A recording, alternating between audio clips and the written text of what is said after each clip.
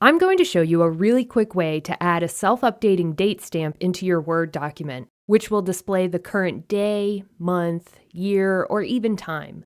This is useful for documents or forms that are sent out on a regular basis and need the current date displayed. Since the date is automatically updated, you won't have to worry about forgetting to edit the date stamp or making a mistake. To insert a self-updating date stamp, navigate to the Insert tab and click the Date and Time icon.